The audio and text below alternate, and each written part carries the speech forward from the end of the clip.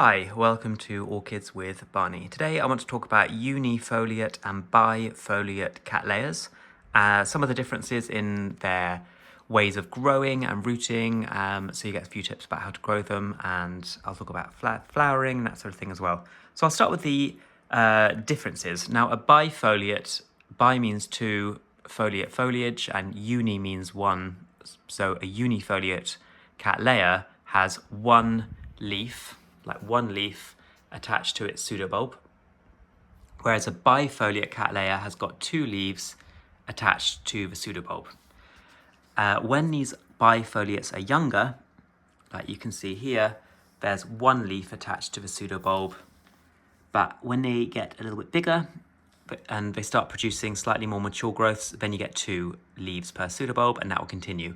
Very occasionally you get bifoliates, and you can see this quite large one here, which is actually growing three leaves. So we've got 1, 2, and this new pseudobulb has got a third leaf developing, which is still technically makes it a bifoliate type, although you could say the pseudobulb is going to be a trifoliate pseudobulb, but overall it's still a bifoliate Cattleya. I want to talk about the unifoliates first. These are the more commonly grown ones, which have the big kind of fluffier flowers that typically flower either in the autumn, the fall, winter or spring, and then there are a few species that flower in the summer, but not so many of the unifoliates flower in summer. And the way they grow is, now I just want to go in here. Now at the base here you can see that's the previous pseudobulb that developed, and can you see this little swelling here? This is called an eye. So this is a potential new growth point, and this could become a second growth along with that new growth here that could develop from the old pseudobulb, which would be great. And so if you see these eyes starting to swell and get bigger, then you know a new growth is developing. And when you have a really chunky growth like this new growth is really going to be, I think, quite a big new growth, because you can see how chunky it looks. So hopefully I'll get a flowering sheath from that one, and this new growth will flower for me. Now, typically when they grow, what you will get, and you can't see it on the one back there, but on this one it's a bit more obvious, is you get these green sort of protective leaf adapted leaves, and then the true final leaf is emerging at the top there. So that's going to elongate and sort of grow up and out, and then the pseudobulb will develop at the base, and eventually it'll form a mature pseudobulb, which hopefully, because this is a young plant, will be bigger than the previous growth. Once it gets to maturity, then all the new growths will be about the same size. Now, what these normally do, particularly on mature plants, is that they send out their full new leaf and they mature their pseudobulb, and they have a completely matured new upper part of their growth, but no roots developed from the base. What I notice on younger plants is that they are a bit more willing to produce new roots, like that fresh green root there, as they develop a new shoot. But this tends to be only on younger plants, in my experience, on most of these unifoliate Cattleyas. What tends to happen is, so this is a Cattleya irricolor, and you can see it's got a sheath. This is still a young plant, so I'm really pleased it's got a sheath on it. It's from Sunset Valley Orchids, and Sunset Valley Orchids plants, I've found them to be really top quality, like really vigorous, really great breeding goes into them, so highly recommend them as sellers. And this, I was very pleased to see when it arrived, this growth was younger and it developed a sheath, so I was very pleased about that. And you can see that this yellowing part here is like the protective sheaths there. And what you tend to find is the height of this protective sheath, the pseudobulb eventually will be a little bit taller than that. So it's a good sign that the pseudobulb here is going to be larger than the previous one. And so what will happen with this pseudobulb is still developing, is I imagine it will get a little bit taller as it elongates above the protective sheath. So you get a bit of a sense of how tall the pseudobulb is going to be and how big the final growth is going to be. Now, what this has done is when it grew this growth here, it didn't send out any roots at all at the base of this new growth, but you can just about see, if I twist it towards the light, just there now, that bright green reflectivey bit, that's the new roots just emerging out the base of this growth, which is great because that will root it in the pot a bit better and hopefully support the secondary growth that's developed from the previous pseudobulb. And you can see this has been treated, so it might be a 4N, which means it's got a double set of chromosomes, and they tend to have sort of chunkier, longer lasting flowers and that sort of thing. So that's the unifoliate growth. And the flowering, now this sheath, this green sheath here, obviously doesn't have any flower buds in it yet, but what will happen is from this point here where the leaf meets the pseudobulb, is at some point, assuming this sheath will flower, which I hope it will, you'll get little tiny flower buds developing just at the base here inside the sheath, and they'll elongate and grow bigger, and they'll push out of the sheath and eventually flower. But that could be months away. It's not always straight after the growth matures. It depends on the species or the hybrid. Now, sometimes the sheath goes completely brown and you think, oh, it's not going to flower, but actually the flowers develop out of a brown sheath, and that can be, many months later. So don't fiddle with these sheaths, don't remove them. Even if they've gone brown, don't pull them off, because you could break young buds developing down at the bottom. So that's the unifoliates. The other big thing about this is, if I was going to repot, which obviously I don't need to with any of these, but if I was going to, this point here, when you see the new roots just emerging out the base of a new growth, this is the perfect time to repot, because you want the new roots to develop into the new growing media.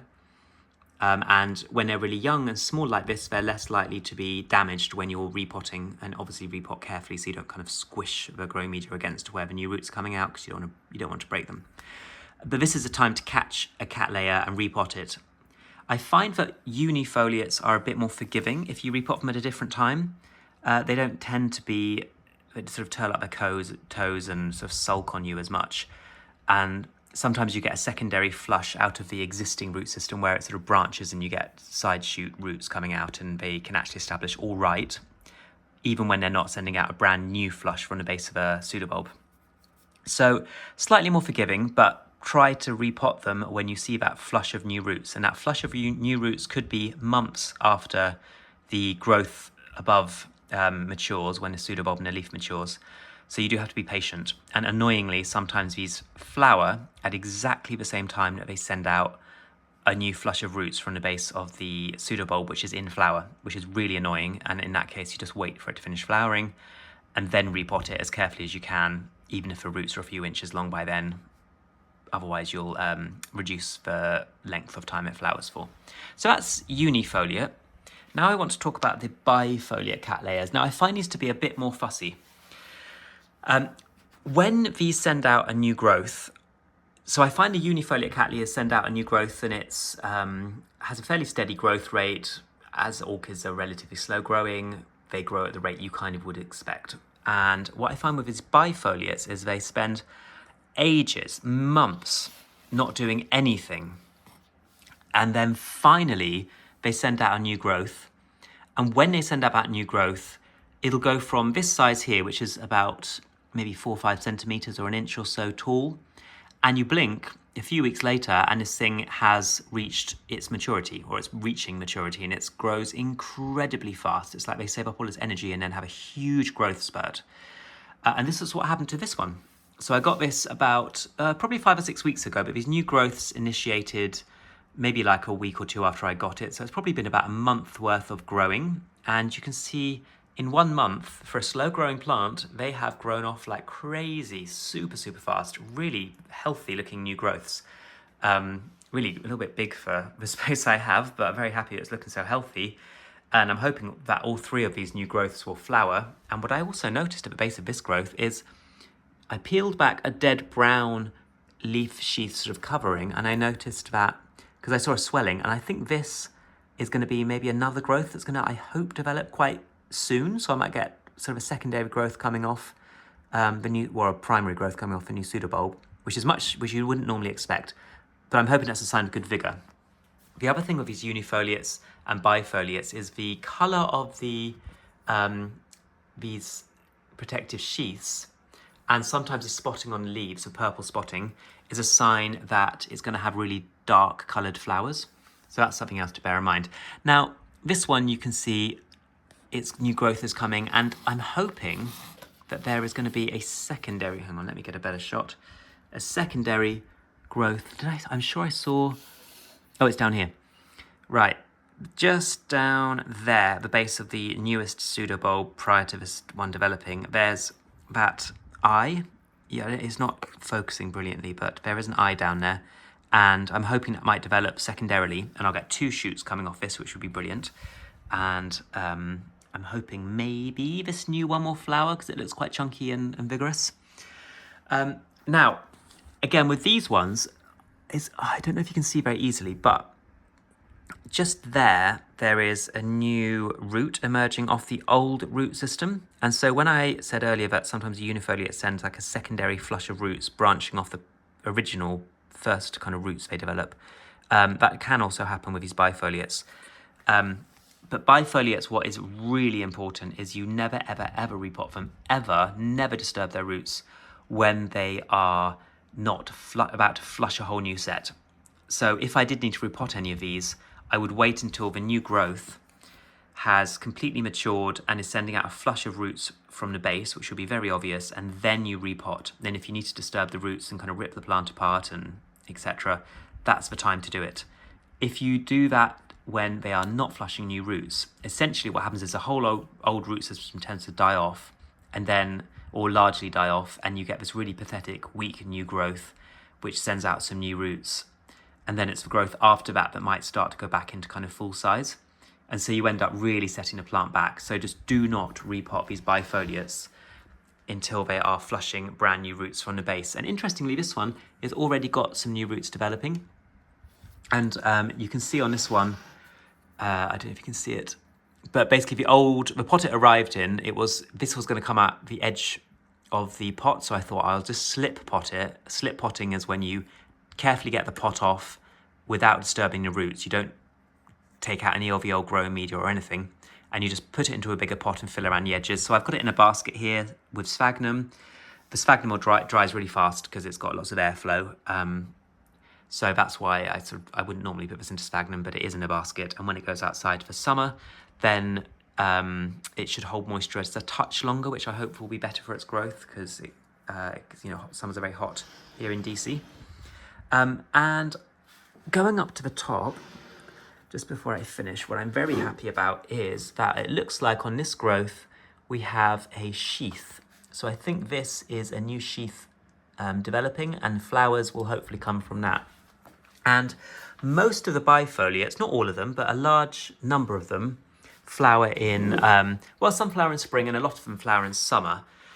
So unlike the unifoliates, which largely flower in the autumn, the fall, the winter or the spring, and only a few unifoliate species or hybrids flower in the in the summer, a large number of bifoliates flower in the summer. The other thing about the bifoliates is that their leaves, see, this is like a trifoliate one where it's got 3 leaves. That's a brown sheath there, so it hasn't flowered, but I wouldn't touch it because you never know, it might still flower. Is that the bifoliates hold their leaves generally sort of fairly horizontally to the light, so that the sunlight coming down shines sort of directly on the leaves, whereas the unifoliate generally have a slightly more upright leaf. So it'll get kind of the morning rising sun, the afternoon setting sun, but the midday sun tends to miss the leaf a little bit. But all of these Cattleyas like highlight, and they generally are quite straightforward to grow. What they like is to be kept warm. For the majority of these, they need bright light, and they need to dry between waterings. You cannot let these sit wet all the time. They do not like it. Some people have success with semi-hydro, and that's quite different.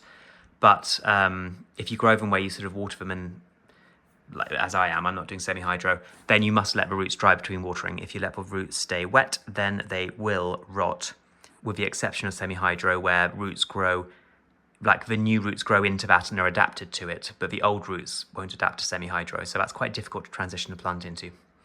Right, so that's it for Cattleyas, the unifoliate and the bifoliate. I hope you found this video useful and you've maybe learned a thing or two. If you've got any ways you think you could help me grow, tips, etc., things that I haven't covered in the video, then please put them in the comments so that I can learn a thing or two and other people can read them. But I hope your orchid growing is going well. Thanks for watching. This is Orchids with Barney.